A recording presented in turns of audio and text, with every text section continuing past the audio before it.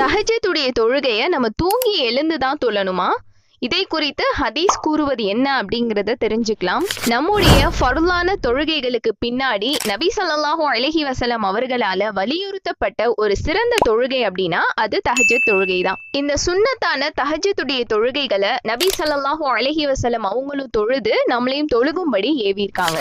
அப்படிப்பட்ட சிறப்பான இந்த தொழுகையை நிறைய நபர்கள் தூங்கி எழுந்து தான் தொழணும் அப்படின்னு ஒரு தவறான கருத்தை புரிஞ்சிருக்காங்க. பொதுவாக இஷா தொழுகைக்கு பின்பு நம்ம தொழுகக்கூடிய எல்லா தொழுகைகளுமே இரவு தொழுகைகள் அப்படின்னு சொல்லப்படுது.